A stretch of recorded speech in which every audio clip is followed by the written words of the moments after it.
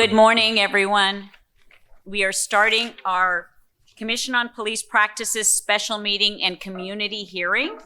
I would like to welcome everyone here this morning. Thank you for giving up your Saturday for this important information.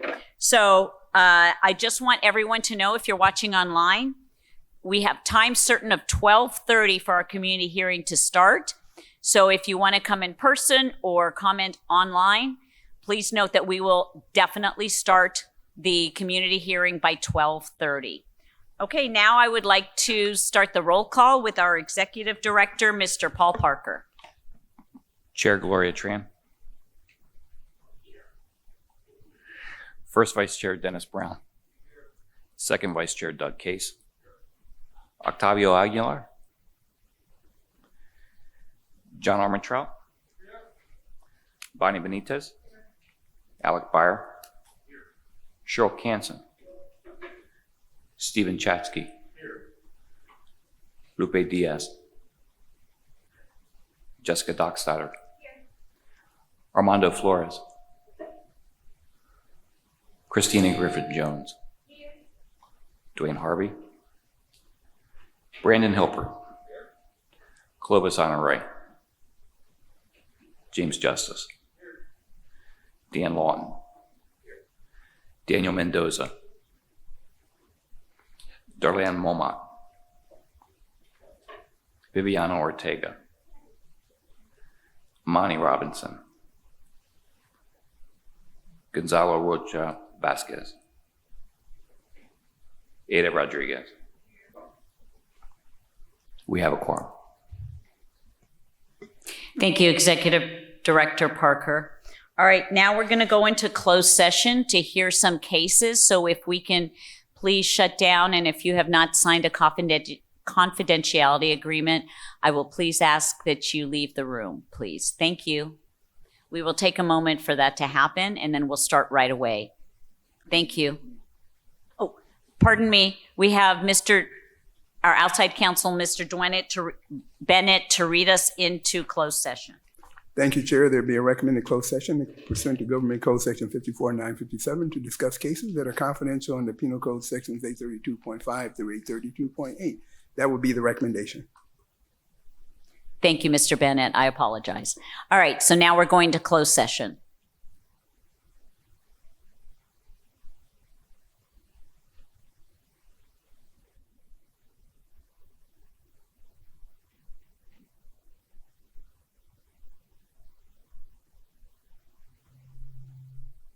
Get the mic. Good afternoon, everyone. My name is Gloria Tran, and I'm Chair of the Commission on Police Practices. On behalf of the Commission, I want to welcome you to our community hearing on the San Diego Police Department's protest policy, officially known as the First Amendment Activity Facilitation. Let me start that over. Officially known as the First Amendment Activity Facilitation and Management Procedure.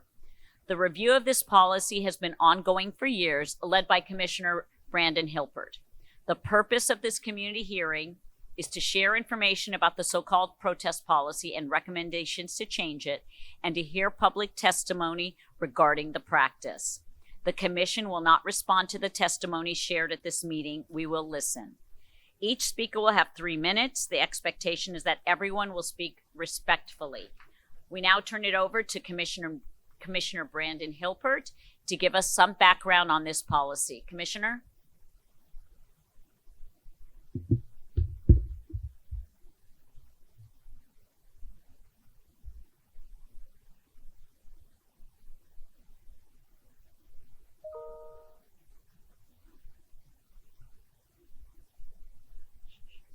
So we're trying to get my Zoom on so we can have the camera working as well. So we started doing, there we go. We gave this presentation a little while ago, and based on some community feedback and commissioner feedback, we wanted to open up to a much larger group to have more community input, and then have commissioners provide some feedback and guidance as well. Since that last meeting, we'd also made some proposed recommendations that we have not yet sent to the department, but we wanted to also bring that up as well. So unfortunately, I didn't update Zoom in forever on here, so there's the struggle. So for the PowerPoint presentation, again, this is something we've already presented previously, but I've updated slightly. So on the next screen, it's just a quick high level overview. So cursive being nearsighted. So we started doing community meetings, looking over protest-related activities as the commission in June of 2020. What we realized is after the George Floyd protest that San Diego did not have a standalone protest policy. And so what they were doing is they were leveraging the existing policies and procedures, and they were using those. So what we wanted to do was have a policy, we call it the protest policy, but really they're calling it the First Amendment facilitation procedure. So we looked at several big cities across the country. We specifically looked at Fresno, Oakland, Washington, D.C., and Seattle. As you guys might remember, Seattle, they had the WTO protests that it eventually had the chief of police end up resigning because of how that was handled. And Washington, D.C., obviously being the nation's capital, they have protests practically every day. So they have a lot of experience on that. We tried to take the best practices of what we saw from those policies and procedures and incorporate them here in San Diego. So the commission took all of those. We talked to the police department and we forwarded those policies and procedures to the department and asked them to create their own standalone policy for here in San Diego. Based upon that, they ended up releasing that policy in February of 21. Once the commission had a chance to look at those, we made some recommendations. There were about 19, where we asked for clarifications and changes to the policy. And then in May of 21, the department responded. They said some of those things they were going to incorporate, some they wouldn't, and I'll go over that in a little bit. And then at our last meeting we had back in May and June of this year, the chief of police at the time attended, and there was some policy changes that we asked for that he was open to looking at again. Of course, now we have a new chief, so we're kind of starting that over. So on the next slide, the purpose, as I kind of said, is we want to make sure San Diego has a process in place that properly addresses and allows people to facilitate their First Amendment activities and their rights. As I said, one of the things that we found is we didn't have one. They were leveraging other things like use of force, which we wanted to have consolidated to one, which is where we have our policy today. So on the PowerPoint presentation, what I did is I marked things as 3 different categories. Accepted, meaning they were going to incorporate our recommendations. The blue box, something where the department was saying that it already is covered in other policies and procedures. And the red X, obviously, meaning that they weren't going to do it for whatever reason, either an operational or legal challenge.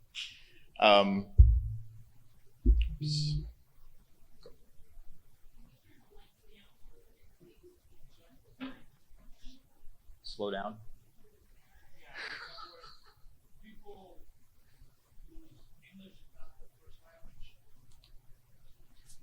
Fair enough, thank you. I'm usually told I talk very loud and very fast, so I'll try to slow down. Next slide, please. So first off, we're going to go over the policy changes that we've asked for that have been incorporated. The first one, and the numbers here of our memo that we had sent out, we identified them by number. So the numbers here with number 4, that was our recommendation number 4. So the first one was you wanted it to be very clear that just because a protest is loud or obnoxious, that in itself did not justify it being considered to be an unlawful assembly, which the department agreed. Number 6, we wanted to make sure that when they do decide to do a unlawful assembly, that there is a very clear way for people that might have mobility issues to be able to get out of the area that they're being told. So that was the ample means of egress that the department has in their procedure.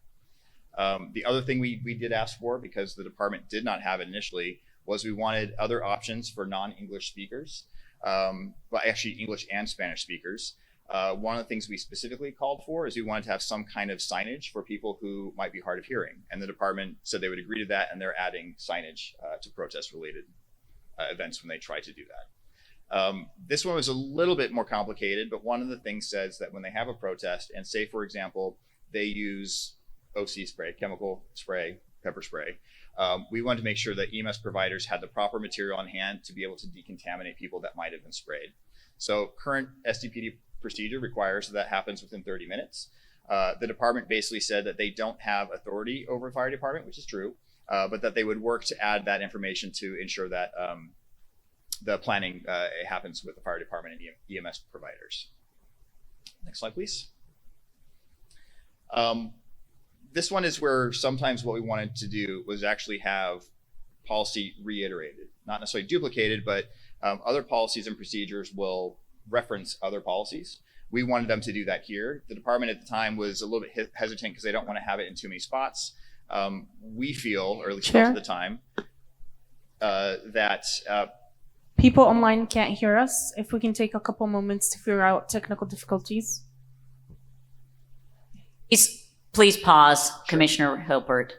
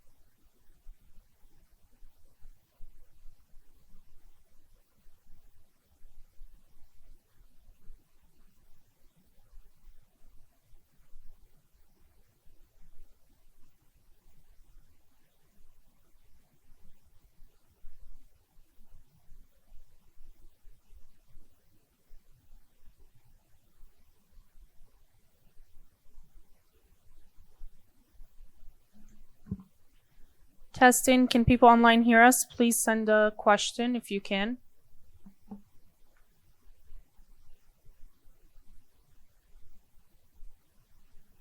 Cannot hear. Chat disabled.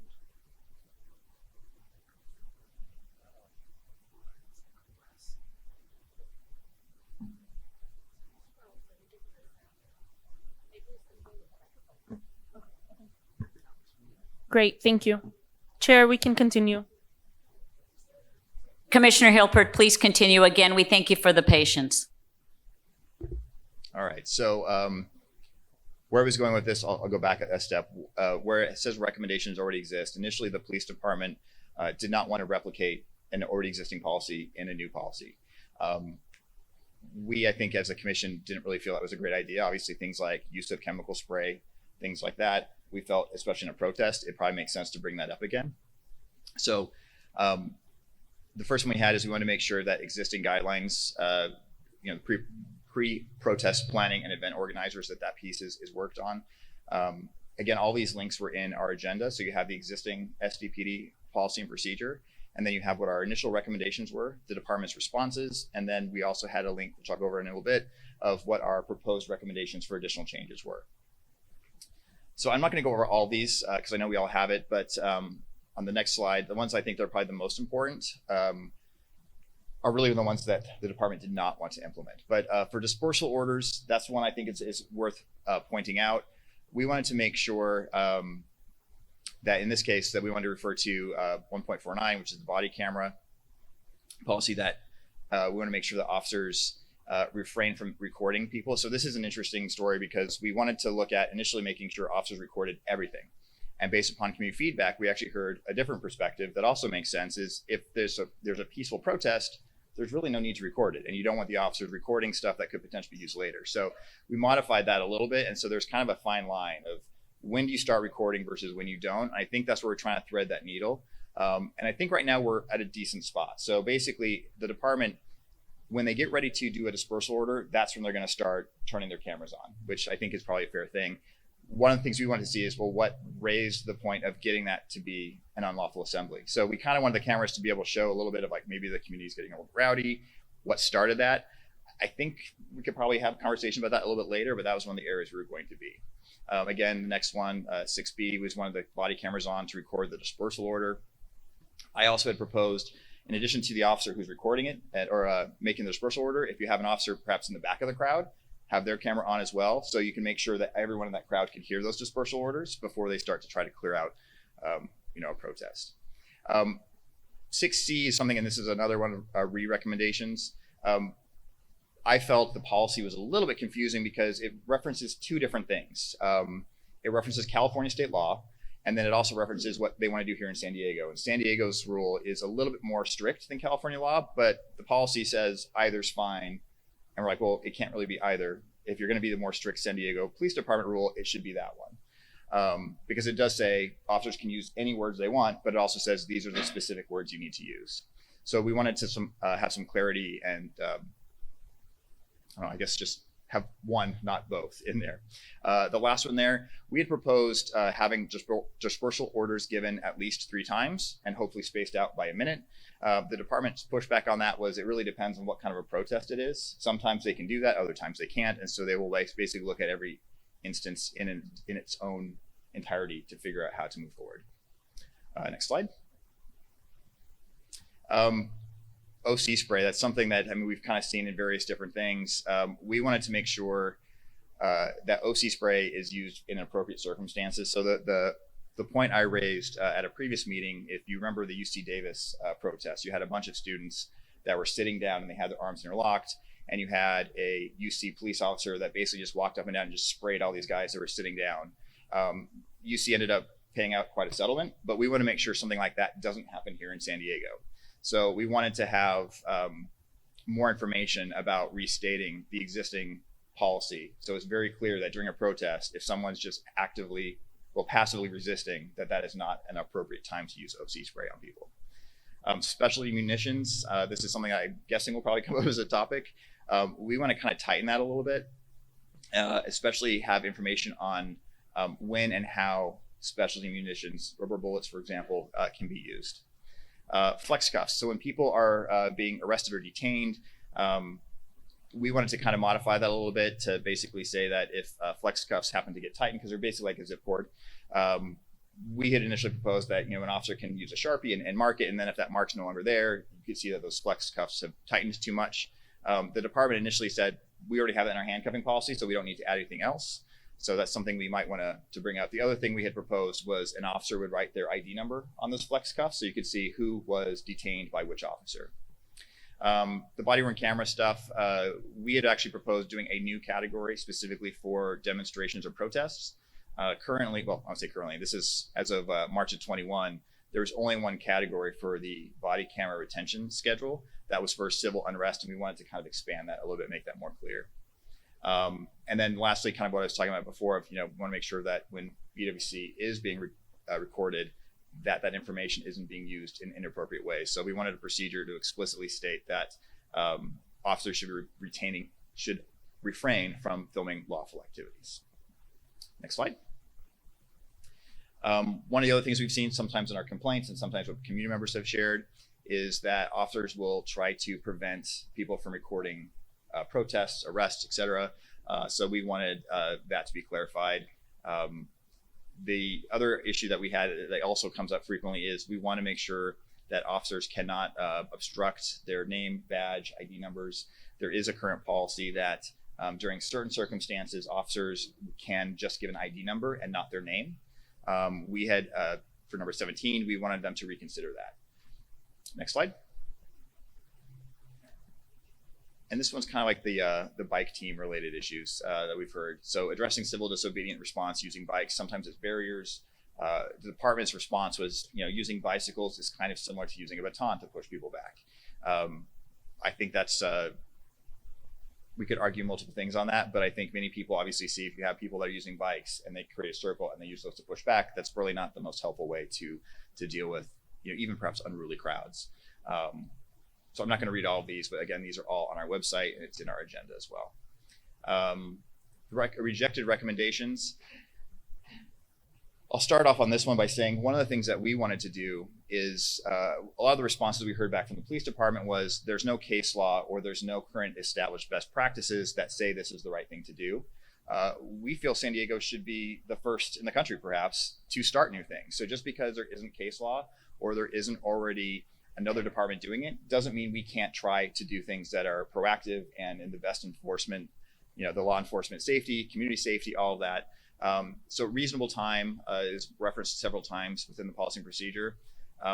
We wanted them to put a time on that because what's reasonable to me may not be reasonable to you, may not be reasonable to an officer. The department, as I said, they stated the courts have never really imposed that, and so they didn't want to do that either. Number 9, they're reiterating the use of the OC spray or impact weapons, this baton, are prohibited during passive resistance. Again, our thought there was we want to prevent something like the UC Davis incident from happening here in San Diego. That was really kind of the nexus on that one. And then as I mentioned about the flex cuffs, we were proposing to have officers write their ID number on flex cuffs. Initially, they told us that wouldn't be feasible, but we at the last meeting had a conversation, I believe it was Chair Tran suggested that they could do that beforehand, that if they know they're going to a protest-related event, you can write your ID number on the flex cuffs that you have on your belt. Should solve the problem. And at the last meeting, the previous chief said that they would reconsider that, but we didn't have a chance to push our recommendations forward before the current chief started. Next slide, please.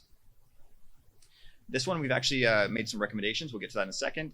We wanted to include legal observers.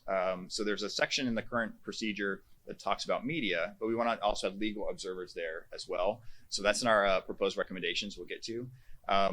Number 15 was we wanted to require that officers provide the name and ID of their commanding officer or an incident commander.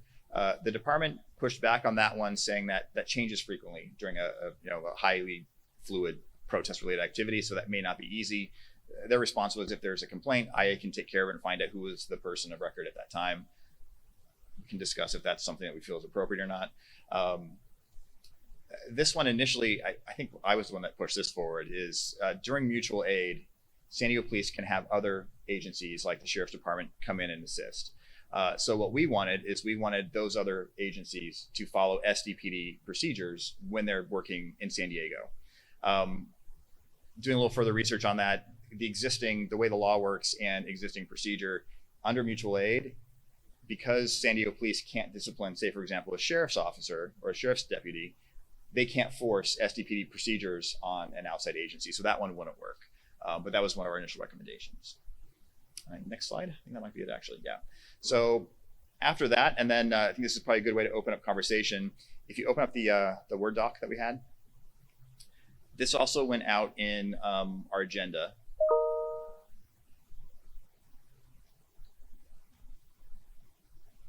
It might be the Chrome. There we go. So from our previous meetings, we had come up with some slight revisions of what we thought we might want to propose. And I think this is a good way for us to open it up to community feedback and commissioner conversation. I'm not going to read all these because these are in the agenda, but we wanted to define what peaceful demonstrators were and legal observers. And we did have some conversations with Kylie and Kate about specifically doing legal observers. I think we got this to a good point, but obviously we're still open to feedback. Adding legal observers to the public information, the media. So that's basically saying if you have a representative of, the newspaper or a TV station there, that legal observers should kind of fall in that same category. We scroll down, the dispersal orders. As I said earlier, right now the policy kind of says two things. It says California law, and then it says SDPD requirements. And it says both are okay, but they want them to use the department one. So we want to clarify that it's either one or the other, in my opinion. Dispersal techniques, we want to make sure that that it's targeted towards the people that are possibly causing a problem at a protest, not everyone at the protest in total.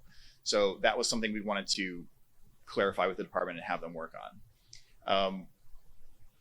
And also, I'm not going to go over this one here, but we did include, I think there's about 8 or 9 questions we asked of the police department to clarify or respond to certain questions. And that was included in the agenda. But what we wanted to do is enhance the definition of what an unlawful assembly is. Pretty much what the department is doing is they're using California code to justify that, or not justify, to have that in their process. Planning for protest events. One of the things that they had is if similar events in the past had been unruly, they would look at that, and we felt it was more important to look at each individual protest in its individuality and see what's going on in that one specific event. If a previous event was peaceful and this one's not, that's a different story. If one was not peaceful and this one is, I mean, you shouldn't just assume every protest with an organization that has had a unlawful assembly is going to go to that again. And then the very last one, again, like the OC spray thing. We don't want people being OC sprayed unnecessarily. I think there's maybe 8 or 9, one more down there. 2 more. The flex cuffs, I already kind of talked about that. Officer identification. We would like to see officers say, you know, I'm Officer Jones, my ID number is 1234. That's the ideal world. That's what we're still going to continue to push for. And special munitions, California law has changed since we made our initial recommendations, but we really want to have that enhanced to be very clear as to when officers can use rubber bullets. I'm trying to think of other stuff, but you know, like the smoke bombs, flashbangs, all that, because those obviously can cause a lot of injury and sometimes deaths. So those were our high-level proposed recommendations. And with that, I will turn it back over to the chair for feedback and comments. Thank you so much, Commissioner Hilpert, not just for the presentation, but for all the time you have put into this over the years. All right, so now we're going to turn to public comment. And I turn it over to Executive Director, Mr. Parker, who will direct that. Mr. Parker. Thank you, Chair Tran. First, we'll call Kylie Bellinger, and all public speakers will have 3 minutes. 3 minutes.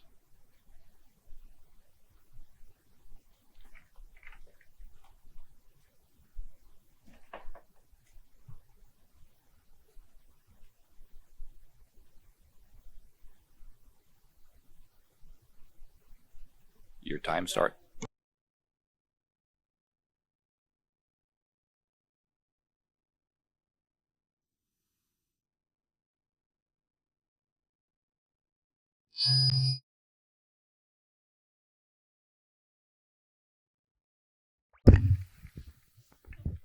One. Thank you. So my name is Kylie Bellinger. I run the Legal Observer program in San Diego. And I came today in uniform today to show you exactly what we look like when some kind of unlawful assembly is being declared. See the helmet, etc. We are clearly marked, obviously.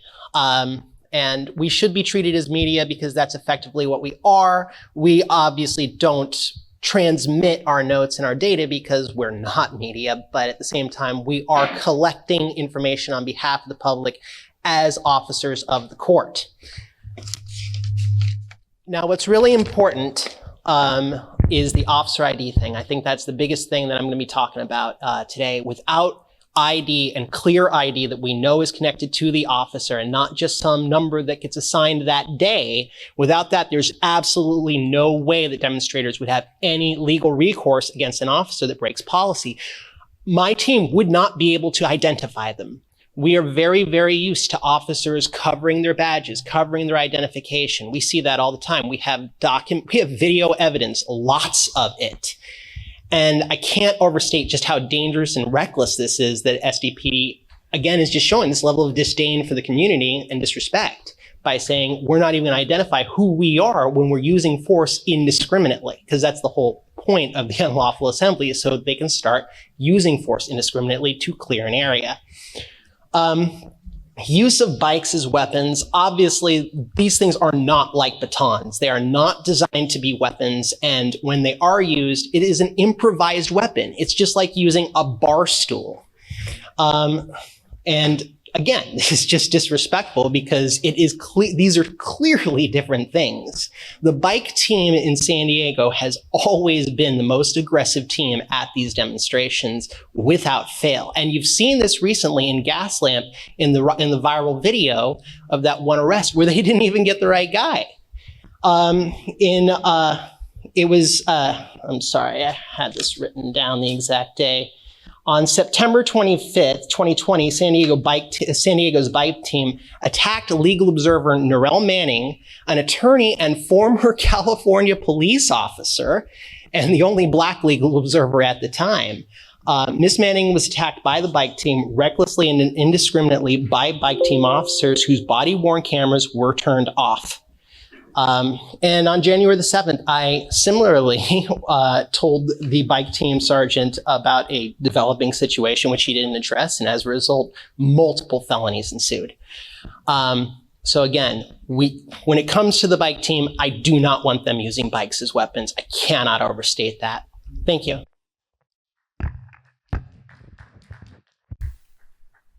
Thank you. Thank you. Next, we will call Francisco Peralta.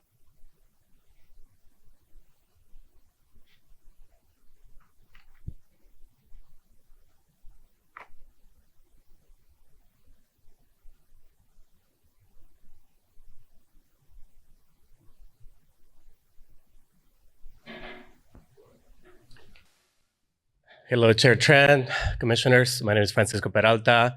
I'm here to express my views and my views only. I'm a 25-year San Diego resident. I have lived in Southeast San Diego for the past 10 years. Most recently, I'm being a 3-year resident of East Village.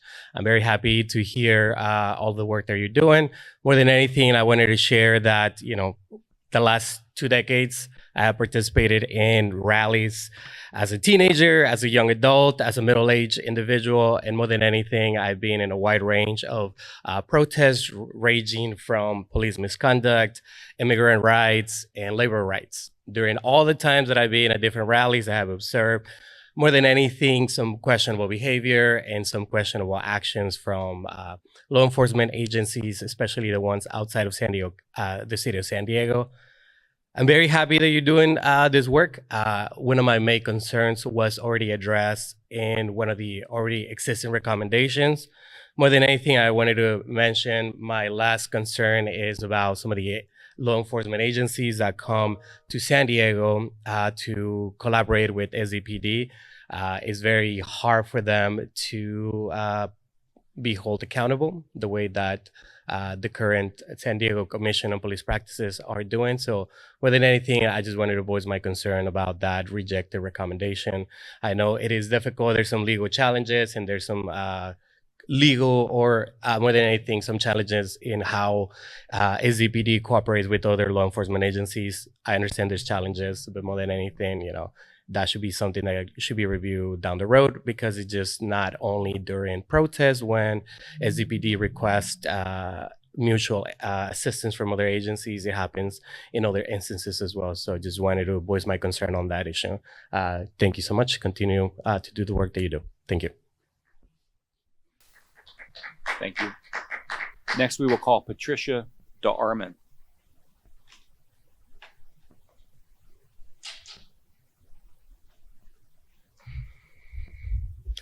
Hi, everyone.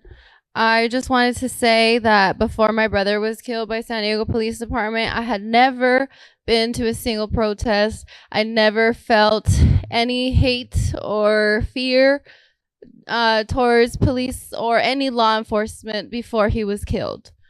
After he was killed, my family's world was shattered. We were completely devastated. The footage is horrendous. They did some absolutely horrible things. And since then, a fire has been ignited in my heart to stand here and go to these protests and say what I have to say, because so many people don't say these things. And I think you all need to hear them coming directly from an impacted family member who has been traumatized, who we all now have PTSD and depression from. I have been to protests, not in San Diego, but I have been to protests where law enforcement comes out with riot gear on, SWAT gear. They come out with batons in their hands, helmets on their heads, and they were ready to do some damage to a bunch of grieving mothers who just lost their sons and children to law enforcement. I don't think that we should be looked at, activists shouldn't be looked at in a negative light. I think they should be inspirational and given more respect than we're given, because we're fighting a very almost impossible battle. And we have to live our lives like this from now on. What I wanted to say is that no family members that are grieving their loved ones should ever be approached with riot gear on. And also, those officers covered their names with duct tape. And that is unacceptable. We're out there grieving, we're devastated, and yet they choose to address us in such manners that's so disrespectful. You kill our family members and you expect us to be silent and stand down. And now that this happened to my brother, I will never stop fighting for him or for anybody else who gets killed by law enforcement, because I know the devastation. and it is not right. They shouldn't be able to only just provide some numbers. They need to be having their names showing and their badge numbers showing, and any incidents should be addressed. And if they violate those laws and those rules that they follow, then they need to be reprimanded. But of course, they never do get reprimanded. Thank you. Next we'll call David DeArmond.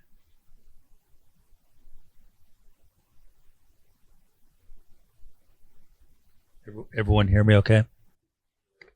Good afternoon, Mr. Parker, members of CPP and audience members. I am the father of Christopher DeArmond. Rather off topic, I know, but I felt the need to state this. Officers of SDPD require additional training in de-escalation techniques and the employment of less than lethal force measures. They must be held accountable for their actions. No one should lose their life over a minor equipment malfunction, as did my son. Lastly, law enforcement agencies should not be conducting investigations on each other, as most certainly this will result in pro-law enforcement bias. Thank you. Thank you. Thank you. And next we'll call Sarah Farouk.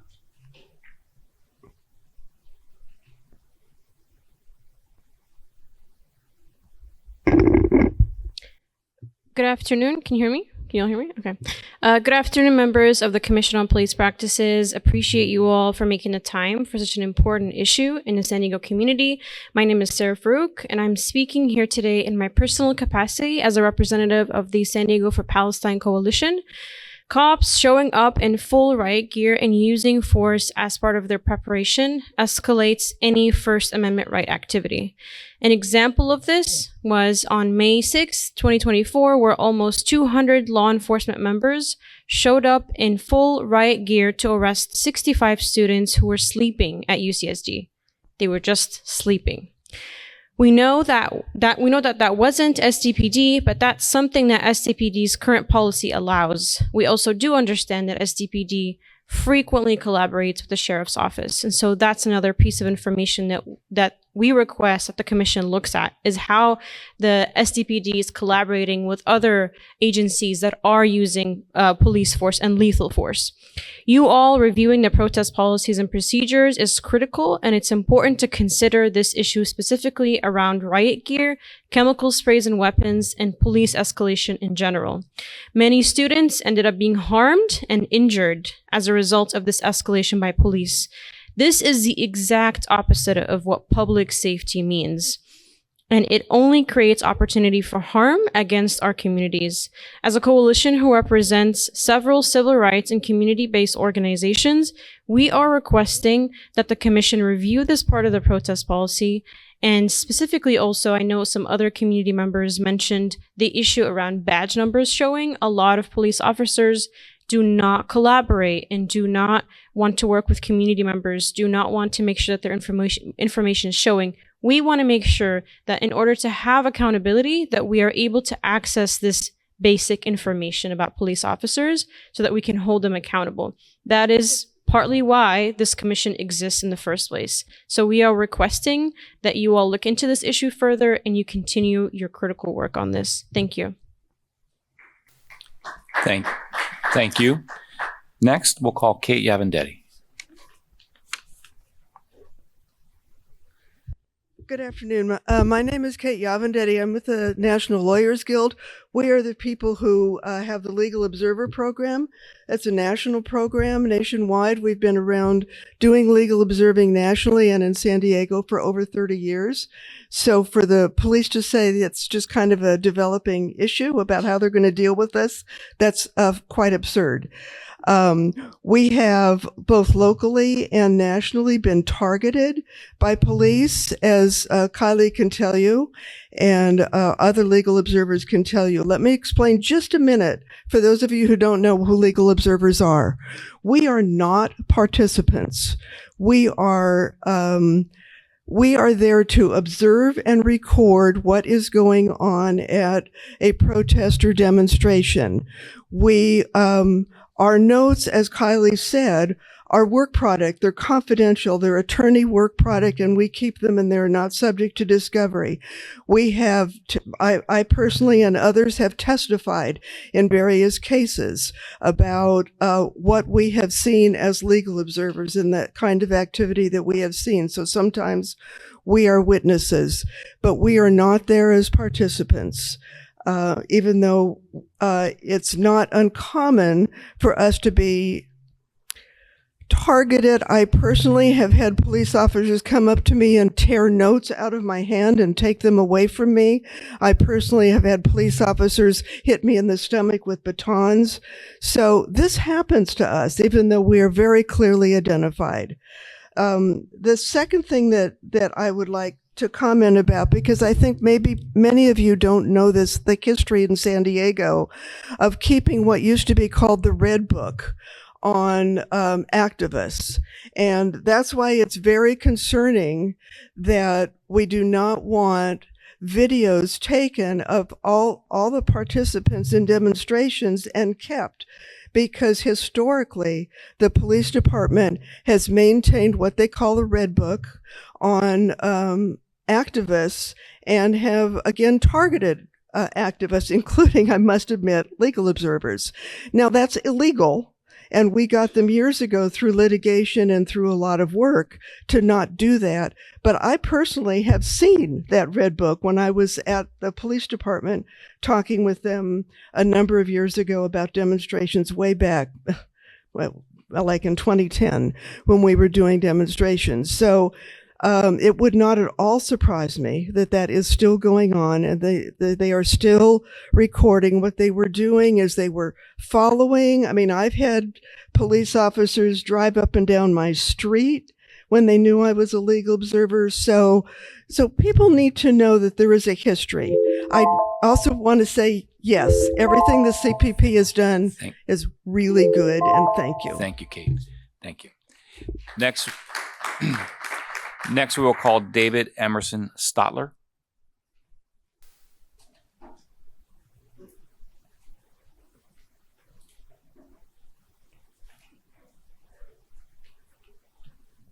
Hi. Hello? Okay. Hi, my name is David Emerson Stotler, and I'm the least knowledgeable person here in this room because I walked by to the library and saw this meeting was happening, and it's I've been lucky to be at protests around the world, Europe, the United States, Africa, the Middle East, and Asia. I recommended to the commissioner person that was here. I went to Korea for the first time in 1996. And I grew up in Massachusetts in a small town on a farm, and we didn't have protests.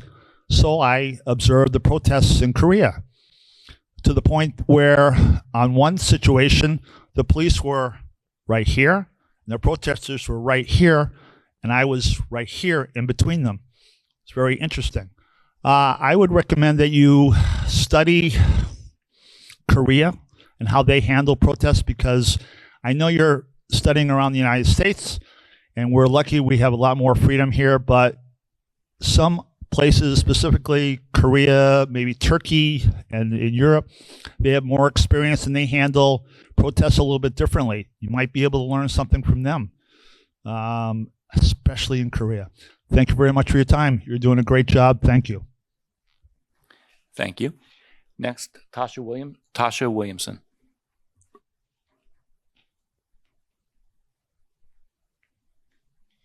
Thank you, everybody. Thank you guys for being here. Thank you for the list that you're providing to the police department. I would love to think that the police department would change with their new chief. On Thursday, September 12th, there was an advanced officer training. I heard somebody today ask for more training for officers.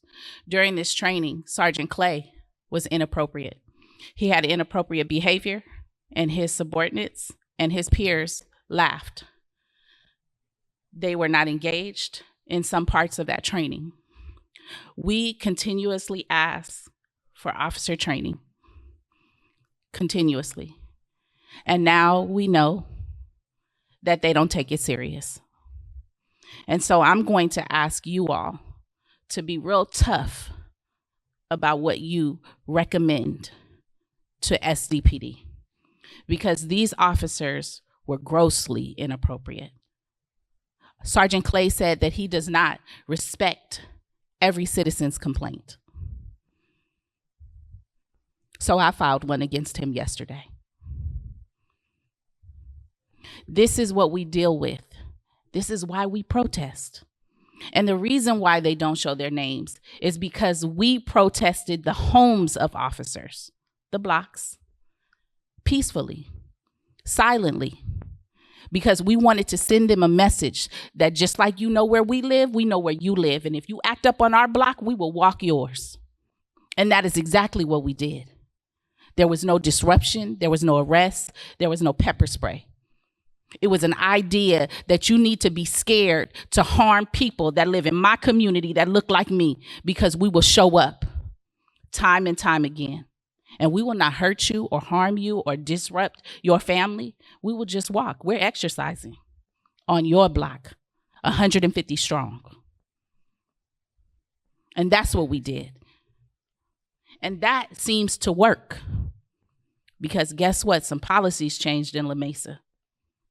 Some officers changed in La Mesa. An officer was charged in La Mesa for lying on a report for harming one of our community members. And the same thing with SDPD. The same thing in any other area, El Cajon. They treat us the way they see us. So when they disperse ammunition, when they tear sheets of paper from somebody who is visibly an observer, they are telling you they don't respect our rights, our constitutional rights. And this district attorney and this U.S. attorney and this city attorney, they protect them time and time again. Sergeant Eric Drilling has an EEO complaint saying, I do not protect niggas. And he is still working today. Thank you, Ms. Williamson. Thank you.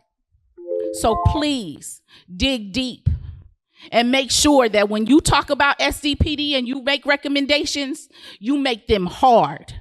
Thank you, Ms. Williamson. You can thank me, but I'm serious. Because Black people today in San Diego, this is Mississippi of the West. And they continue to treat us like that. Thank you, Ms. Williamson. Next, we have 3 requests to speak online. First, we will go to Lily Ostra. Just bear with me here for a second.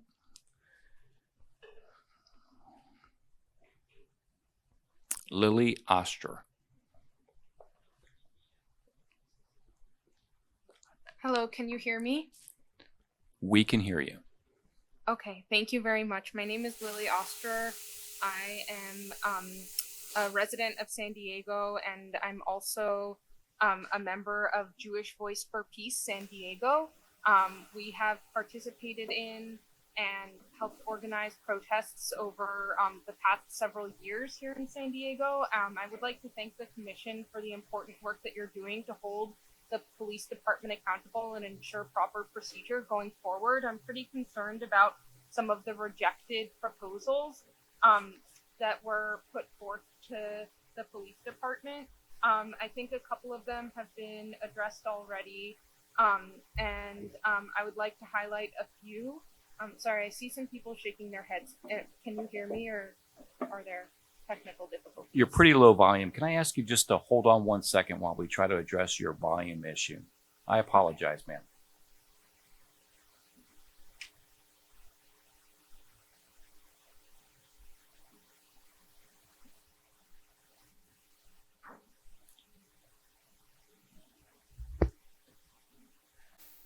So, audiovisual team, what can we do to make our online speakers heard? Should we hold a mic to a computer, or what do we need to do?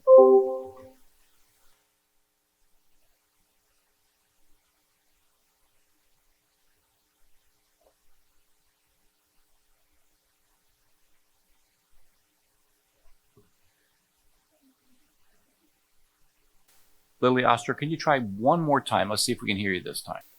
Yes, are you able to hear me now? We can hear you a lot better. What I would ask you to do is, and we apologize, But can you please start over? We'll start your time over so we can all hear what you have to say.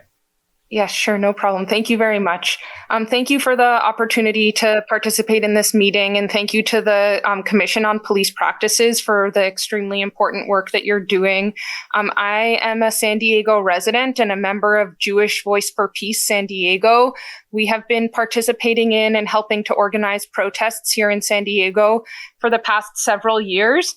I'm very grateful for the work of this commission and pretty concerned about some of the recommendations that were rejected by the police department. I think a number of these things have been touched on already, but I am overall concerned about the lack of respect for First Amendment rights and First Amendment protest that the rejection of some of these recommendations highlights. For example, as one of the speakers said before me, officers showing up in riot gear will always be seen as an escalation. And for peaceful protests, there is absolutely no reason that that officers need to be so militarized. I would really like to see this highlighted as a strong recommendation. And I think several people spoke about special munitions being used in First Amendment activities. There's just absolutely no reason that special munitions should be used against peaceful protesters ever. And the same goes for OC spray. I was extremely dismayed to see that the police department rejected this recommendation. Our police officers, as the father of the person who was murdered by the police department spoke about, police officers need to be trained in de-escalation. We often see in the protests that we participate in that there's not an adequate effort to de-escalate, and permitting the use of things like OC spray will always be seen as an escalation and can seriously harm people's health and physical well-being. I'm also very concerned about the rejection of requiring outside agencies to adhere to SDPD procedures. As we saw with the students at UCSD in May, the outside agencies that participated in these protests absolutely adhered to almost none of the procedures that are being talked about today.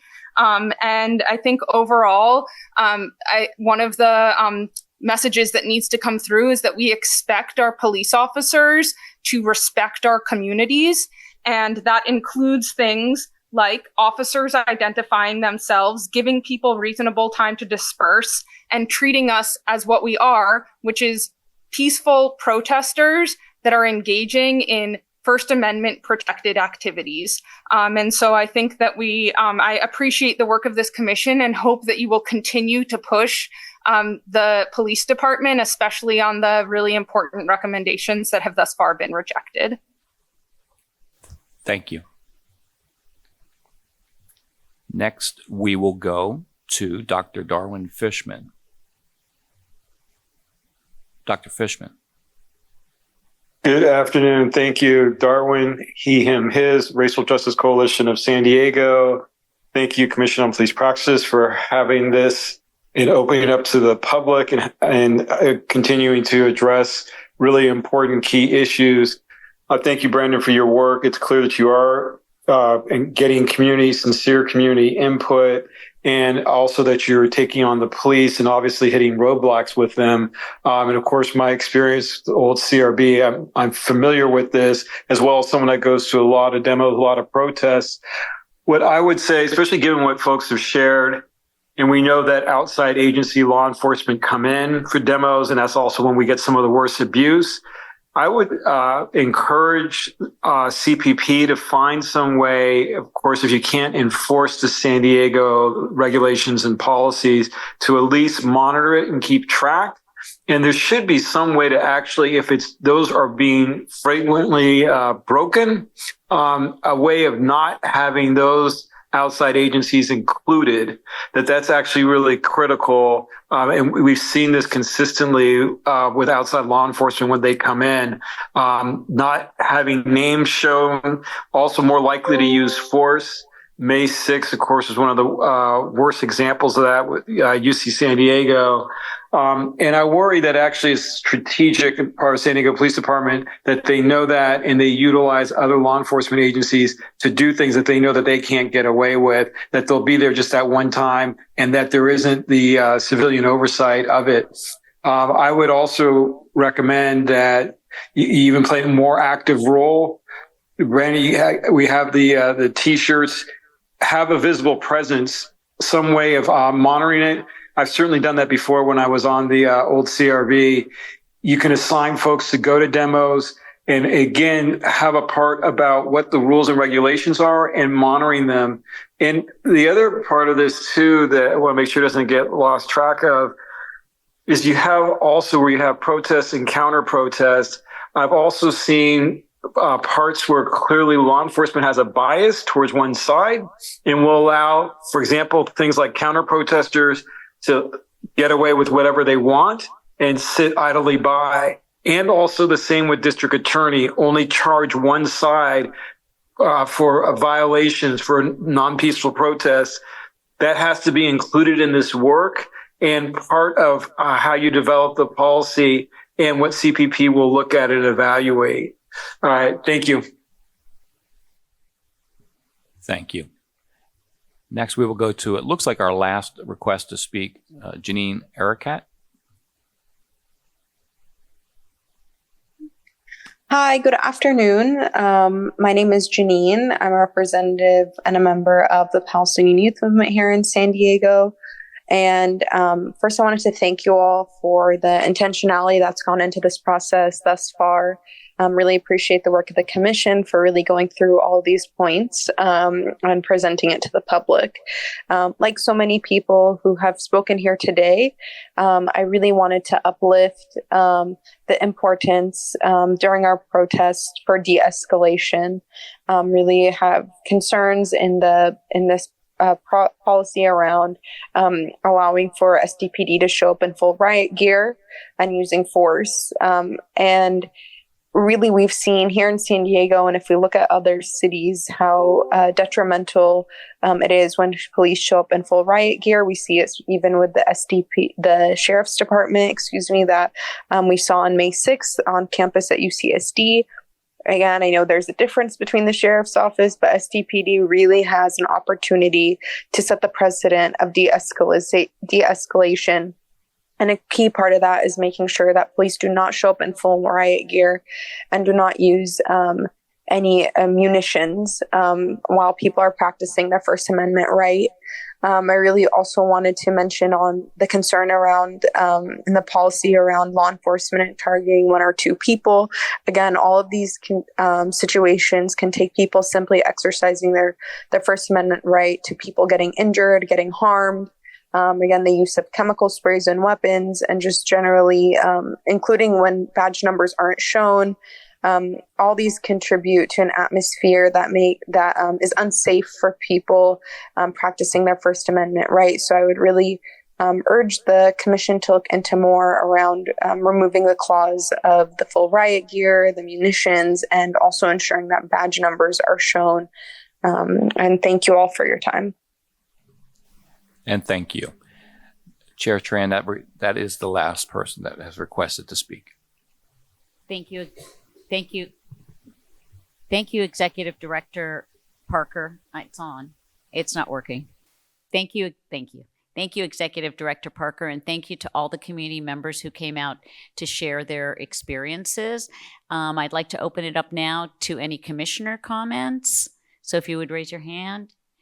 Commissioner Griffin-Jones. I wanted to thank everybody who came to share. For me, being and really thank the commission as well. The folks on this commission, they supported me in a motion to hold this community hearing. I'm someone who was arrested at a 2020 uprising protest. When I was taken, I was trying to keep a community member from being pepper sprayed point blank in their face from a police officer. And I was taken instead, and that community member was protected. I'm also a disabled person. I'm insulin dependent. So when I was arrested with my insulin, and I was separated from it and then held in the Sally Port for several hours. afterwards, being released from jail, I had to wait 2 days to get my insulin from Evidence because it was closed for 2 days. And community members are not lucky as I was. At that same protest, they put a munition or a flashbang in the crowd and really scared and disoriented us. And it made me afraid. I still can't go to a protest today without being really scared. And that does impact my ability to practice my First Amendment. So I wanted to lift up that story, to thank you all for folks who came today, and also really to thank the commission for the work that we're really going to do. I want to let folks know who shared that I also am very interested and excited and committed to doing work around the mutual aid flag, and it. I think Commissioner Hilbert said, if we have the opportunity to really have other police groups or police departments really rise to some level of respecting the folks who are at the protest, I think they should. I appreciate and agree with what people lifted up on there being some sort of work consequence if these other police agencies come to San Diego and they are not, they are not nice and not kind. When I had the chance to protest in El Cajon, the police department out there was very nasty and had wood batons and also brought tanks out there for those of us protesters. So I really think that it's important that our police department in San Diego really avoid working with other police departments, including the sheriff. I think the covering of badge numbers, I think that is something that we should and we can push back against. And I want to do another note to the riot gear. I participated in one of the protests in 2020 where the police officers, they created a line, and those of us as community members, just out there in crop tops and yoga pants, that was my protest wear. The police rushed us immediately. I fell down, and a police officer was lifting up their baton to hit me as I was on my back with my hands up, and a community member grabbed me from my backpack, and that police officer their baton hit the ground and didn't hit me. So the riot gear, that's inappropriate and does escalate. It escalates the officers' behavior when these are protests that folks don't need to, no riot gear is needed. And the munition and pepper spray is absolutely inappropriate because those of us in the crowd, we are harmed by that pepper spray even when one of us are hit with it. And the munitions have had fatal causes with so many youth I work with whose first time in protest was 2020, and they still have scars from the rubber bullets and the bean bags. So I'm complete. Thank you. Thank you for sharing that experience. Commissioner Dockstader. Thank you so much, Commissioner Griffin-Jones, and thank you to the community for coming out and sharing your perspectives and experiences. Specifically, thank you to Ms. Yavendetti. I didn't know about the history of the Red Book, so thank you for sharing that. Again, to support what Commissioner Griffin-Jones said, I'm also very interested in looking further into this issue around mutual aid. I was just Googling, doing some research, and it looks like there is a report by a national nonprofit, the Police Executive Research Forum, rethinking the police response to mass demonstrations, 9 recommendations. Dr. Ed McGuire is out of Arizona State University. He's a very well-respected researcher around protest policy. And so one of the recommendations in here is around mutual aid. So I'm going to look further into that. And I would be happy, I'm sure the commission has already looked into this, but I'd be happy to support Commissioner Griffin Jones to further look into that. But again, I just wanted to thank you all. I personally have never participated in a protest because I don't want to be targeted by the police. And I'm not saying that that would happen, but that is a concern of mine. So I just want to thank you all for what you do. Thank you, Commissioner Dockstader. And if you have any information, Commissioner Hilpert is spearheading this, but I'm sure he would love to have others work with him. So please contact Commissioner Hilpert, or if you can't, contact me and we'll get you together. Okay, any other comments? Commissioner Robinson.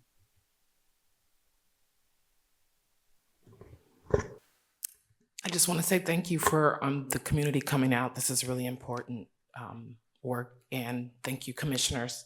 I started volunteering years ago. I started in the San Diego Unified School District, and I was at a conference and I heard a statement from that has never left me, from Chief Officer Littlejohn, when he worked for the San Diego Police Department, or the San Diego Unified School District Police Department, and he moved on to Chief of Juvenile Hall, or Juvenile Police Department.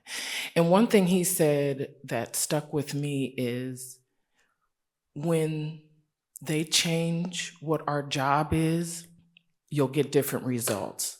So what I mean by that is, we're focused on 2 parties and we need to focus on 3. Who called the police out on the protest? Looking at UCSD, did they call the police for protection? For who violated the rights? And I'm saying this is because we're not always focused on who puts us in these unprotected constitutional situations. So we have to look at accountability, which is very important to me. And I think that's one of the first steps. Who decided that it was a non-peaceful protest? Who decided that? I think that's very important. Your rights as a citizen are supposed to be protected, so the police should have come out to protect you. But if that's not the case, who were they protecting? And we really have to, and that's where the change in policy, or that's where we need to look at. And one thing I'm a new commissioner here. I'm not a new commissioner, but I'm a new commissioner on police practices. And I am totally ready to make change. But I learned that I don't have that type of power as a commissioner. The power comes from the community.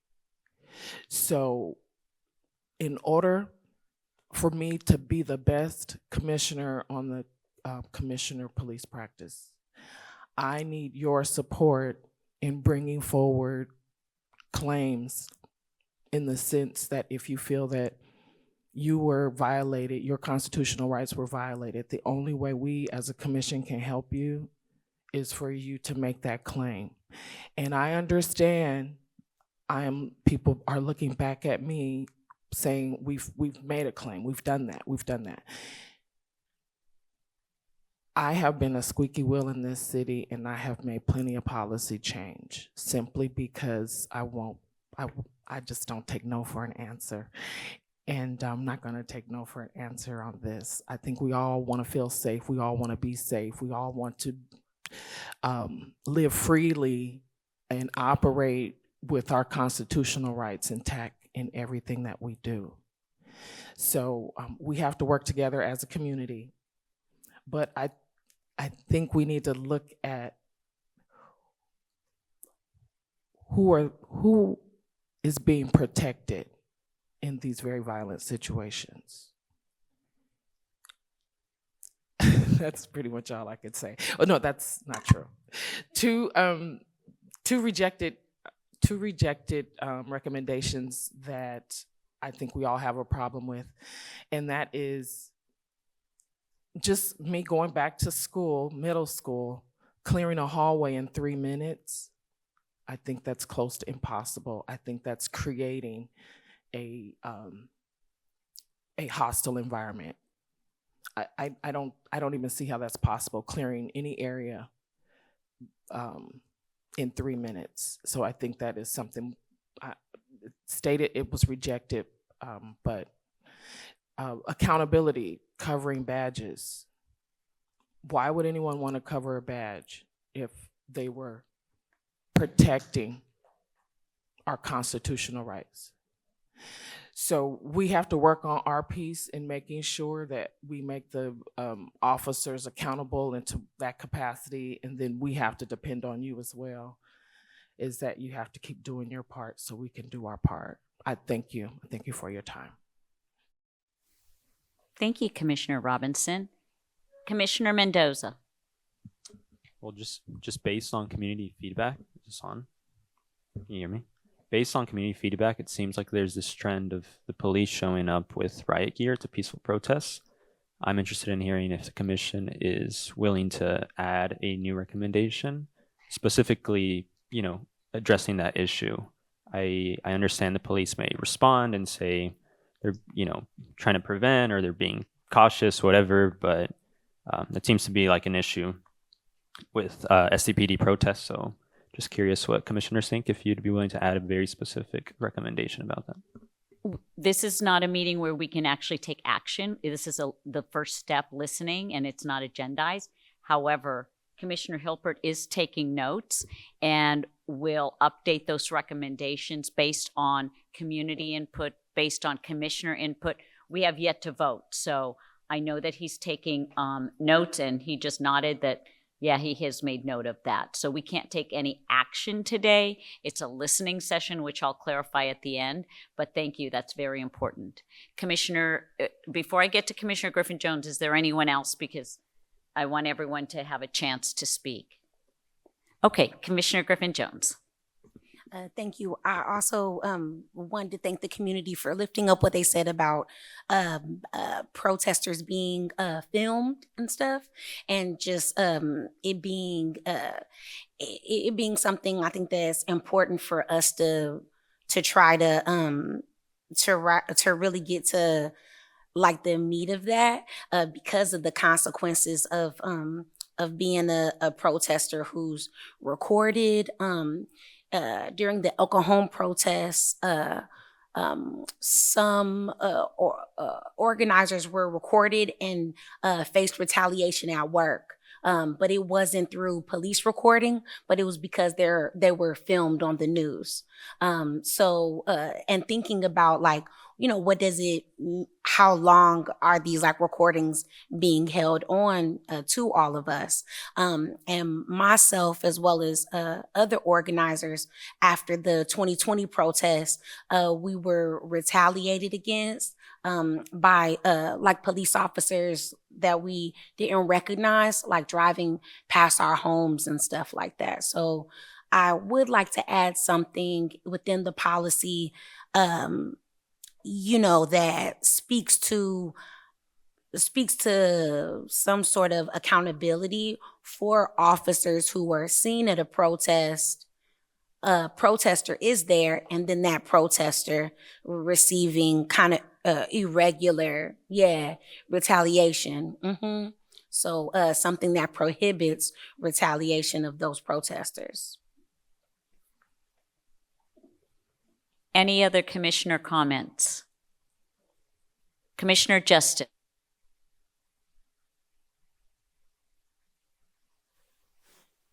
They're sharing their thoughts with us.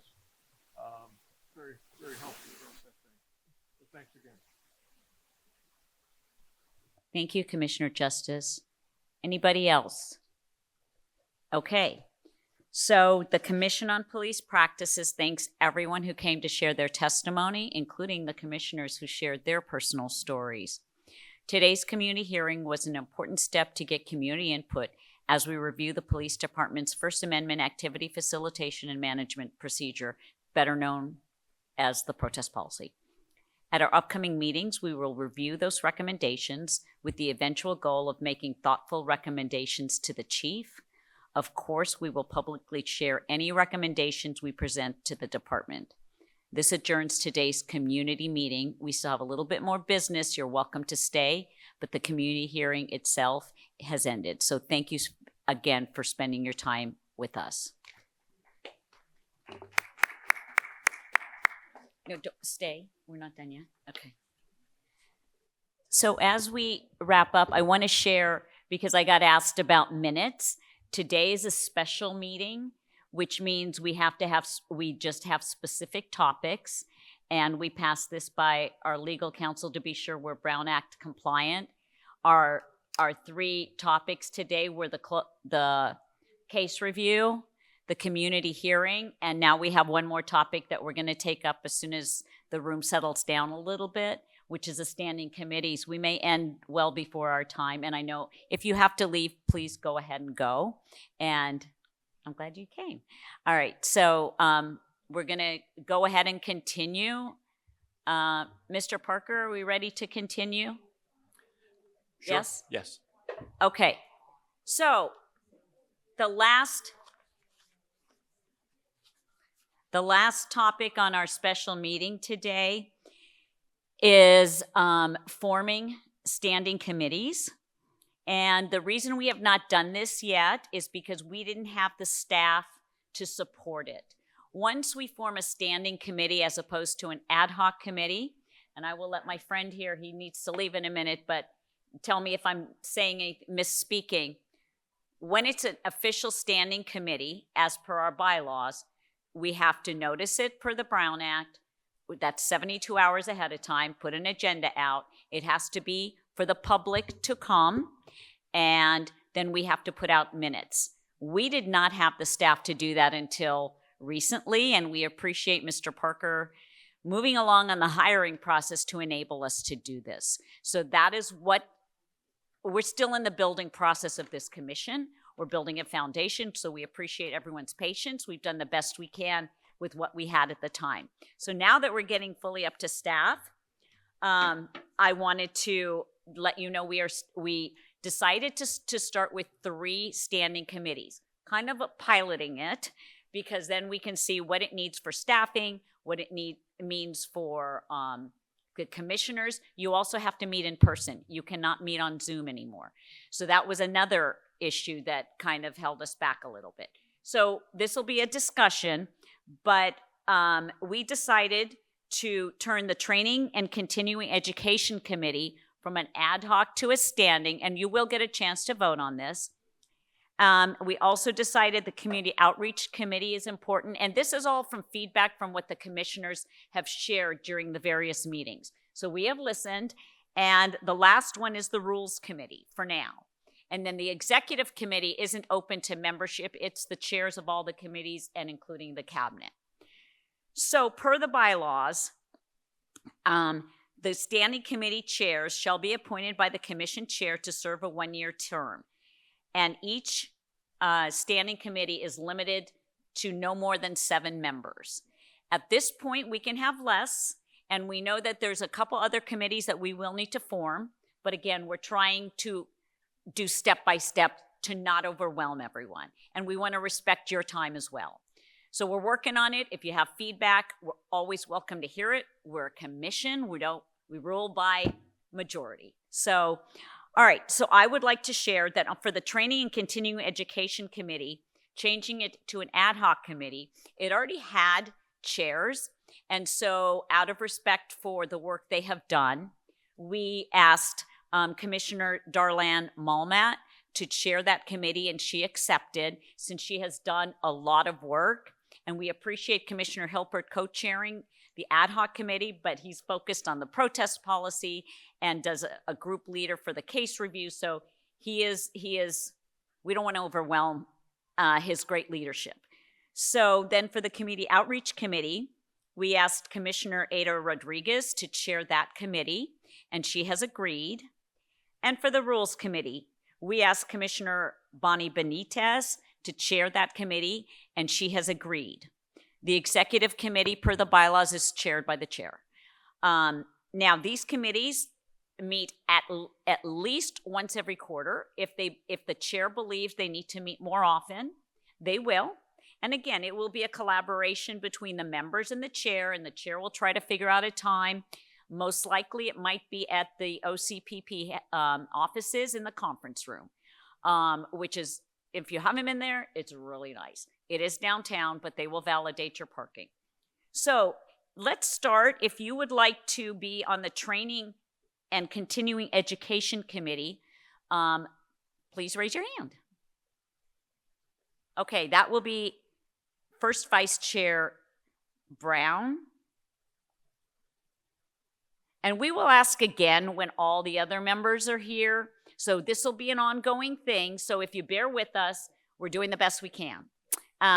Anybody else right now? Commissioner Hilpert, thank you. Anybody else at this point?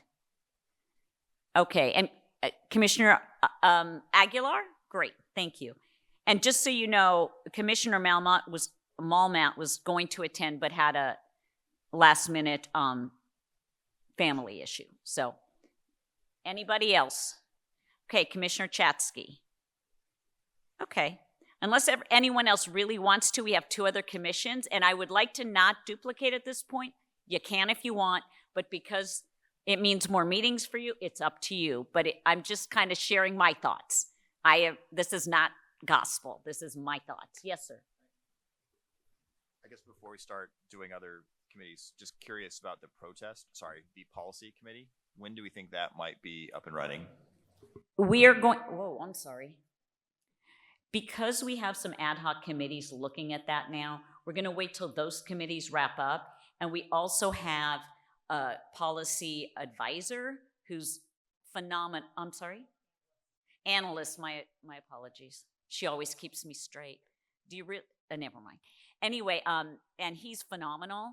And in speaking with him, he would, along with Executive Director Parker, would like to come up with a process for policies. So we'd like to see that. So it's a work in progress, but that is high on the list. But since we already have some ad hoc committees looking at policies, we would like them to continue. But thank you. That's a great question. Any other questions? Oh, she's ready, man.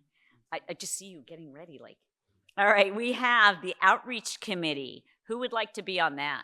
I knew it. Okay, hold on. Griffin Jones, Commissioner Byer. Anybody else? Commissioner Canson. Oh, one more thing. At some point, per the bylaws, a commissioner has to serve on some committee.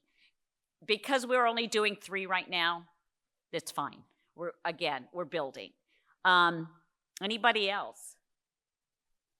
And we also see this this committee working with our community outreach coordinator, Miss Obeid. So it'll be a nice collaboration. So anybody else? Okay. And then and we'll vote on this at the end. So Rules Committee, who would like to be on the Rules Committee? Okay, hang on one second. Commissioner Byer? Can you just say a little bit, describe what the Rules Committee will be doing? I'm going to read it straight from the bylaws. Thank you. Yes.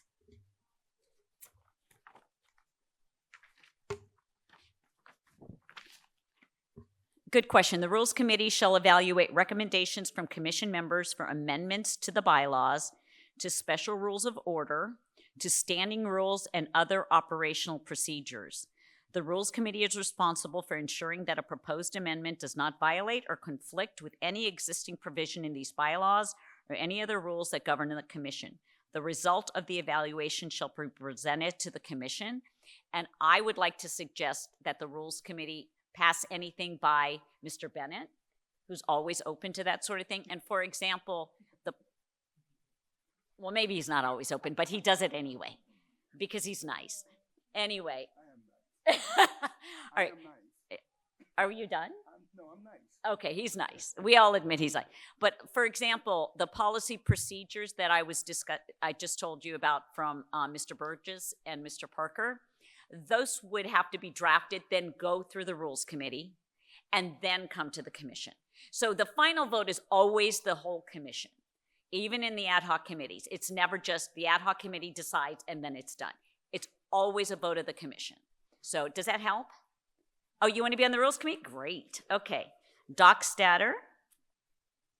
Correct me if I ever say it wrong. Case. Okay. Anyone else right now? Thank you. What's Gonzalo's last name? Okay. All right, so that makes it 1, 2, 3, 4, 5 with the chair. So anybody else want to be on any other commission? I mean committee, I'm so sorry. All right, so the executive committee is the cabinet and the chairs of each of the standing committees, not the ad hoc committees. So at this point, it's Commissioner Benitez, Commissioner Rodriguez, and Commissioner Molnat. Any other questions? Well, I would like to make a motion that we form the committees as noted, right? As noted, he keeps me honest, as noted, and start with that. Do I have a second? Okay, Commissioner Justice seconds. Any more discussion? Feedback.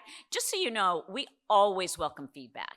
Whether you have time to catch one of the cabinet or Mr. Parker here, email, phone calls, we always want to hear from you because it's your commission. It's our commission. It's not the cabinet's commission. It's not one commissioner's commission. It's our commission. So do you have something to say? Or are you getting ready to grade me? Anything else? All right, let's vote on that. So all those in favor of forming these standing committees as noted, please raise your hands. Opposed? Okay, no abstentions. Thank you very much. Do you have anything to add, Mr. Parker? We have one request to speak on this item, one public comment. I apologize. Thank you. Well, we did. Okay, if we have to revote, we'll revote. Thank you, Mr. Parker. Thank you, Tasha. It's all you. 3 minutes.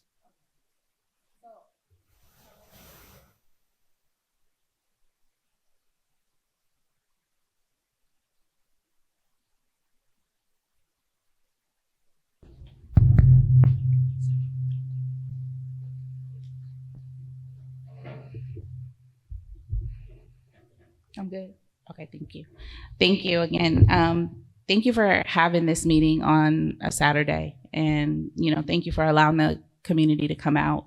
I think it's really important that commissioners, whether they are existing or new commissioners, that the training and continuing education is super important. And I want to say this, that, no matter who calls someone, the police officers know what they're supposed to do when they arrive. And we want you all to hold them accountable for that. We want you to hold officers accountable for when they arrive to any scene, to any situation, with all of the training that they have had, all of the rules they have gone over, all of the knowledge, all the field training officers, all the supervisors, all the field training, field lieutenants that come to scenes, certain scenes that are there, that are supposed to intervene and support each other. We need you to hold them accountable. We need you to hold them accountable. We need that. Nicholas Hoskins was not the only person who had his window broken. We also have Dedrick Jordan. His happened in March. And so we will be bringing that complaint forward. And we've brought hundreds of complaints forward. And we've had Sergeant Green from Special Operations refuse to take complaints. And so please, you all are we're telling people, go to CPP, But we want to know that you all will be educated and understanding, even if you love law enforcement officers, even if you don't, that you will be educated on what their process is, what their trainings, and what the law says. Because we need you to stand up and protect us, because we are protecting ourselves. And how we are doing that is in numerous ways. I'm making them feel uncomfortable. So if an officer is disrespectful at a scene, you're going to hear me cuss them out, full blown. I'm going to be 10 times disrespectful to them because it makes them uncomfortable. and they need to be uncomfortable where they were disrespectful. And so you may not like it, but that's okay, because it's going to happen. If they are respectful, I'm respectful. These are things that we've had to develop because we have to wait years for lawsuits. We have to wait almost a year for your complaint to come through, your decision on a complaint to come through. And then we have to wait for the police to hopefully give you a complaint. I mean, I have a complaint that was overlooked by CPP and law enforcement. And so it's almost a year this month. Do I know if you guys are going to get to it? Probably not. But it was a complaint that was given to you in December of 2023. So it's very important, or November of 2023. It's very important that you guys get the committees together and the training together, because we need you. We are all in this together. Thank you, Ms. Thank you. Thank you, Ms. Williamson. We have no other requests to speak. Thank you, Mr. Parker. That doesn't change any of the votes, but I appreciate your support on that. Yes, Commissioner Griffin-Jones. Miss Williamson brought up a Sergeant Green, who's denying to take complaints. That's not on the agenda, but I would like Mr. Parker or Ms. Golub to speak with her as far as the staff and maybe file a complaint, or she can file a complaint. But right now we can't. Okay, thank you. But we can't, it's not on the agenda. But I appreciate it, and we do listen to what she says. Is there anything else? All right, well, I'm sad to announce that, is that my vote? Yes, we voted. We voted, right? Yes, we voted. Thank you. Okay. Commissioner Mendoza, it's his last meeting because he he's going to correct me, a fantastic fellowship up in Sacramento, which is extremely difficult to get, which shows how. And we told him if he ever came back down to San Diego, he better apply for the commission again, because I'll hunt him down. But he would like to say a few words. And I passed this by our counsel, and he said it's okay. Just a few seconds. I just wanted to say that today was my last meeting on the commission, since I will be moving later this month to Sacramento for a really great opportunity to work for the state government within the executive branch. I feel very privileged to have been a part of this commission, and although I did not serve on the commission for very long, I do hope I was able to contribute and add good insights to discussions. I'm extremely excited about what the future holds for the commission as you continue to grow your presence in the community and eventually develop an independent investigation powers. I know the commission is still in its beginning phase, and I cannot wait to see it grow into a real force for progress. I have no doubt that under the leadership of the cabinet and Paul, the commission will maximize its true potential. I have seen how passionate and dedicated all the commissioners are. All commissioners set the example for where agents of change should strive to be. And as I continue my career, I will surely carry with me all the lessons I learned from everyone. So thank you.